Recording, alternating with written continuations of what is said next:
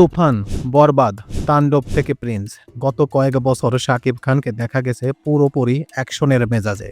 অনেক ভক্তই অপেক্ষায় ছিলেন নতুন শাকিবকে দেখার। তাদের সেই অপেক্ষা বুঝি পুরাতে চলছে।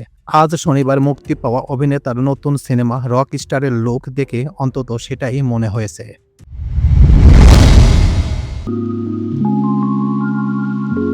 ২৮শে মার্চ শাকিব খানের জন্মদিন। এই উপলক্ষে বেলা ১১টার দিকে প্রকাশ করা হয়েছে ছবিটির ফার্স্ট লুক।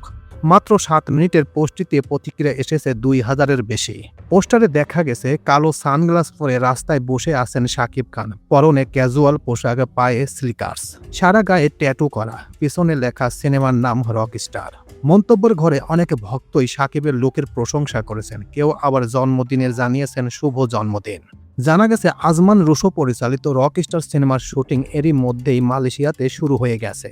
সিনেমাটি নিয়ে নির্মাতা গণমাধ্যমকে বলেন যে খুব বেশি ট্রেন্ডি একজন রক স্টার লুকে আমরা শাকিব খানকে দেখাবো, যিনি এই সময়কে ধারণ করেন। তিনি একজন রক মিউজিশিয়ান, নিজে গান লেখেন এবং নিজেই কম্পোজিশন করেন। এই আইডিয়া থেকেই আমরা রক স্টার ক্যারেক্টার ডিজাইন করেছি। শোনা যাচ্ছে ছবিতে শাকিবের বিপরীতে সাবিলা নূর ও তানজিয়া জামান মিথিলাকে দেখা যাবে।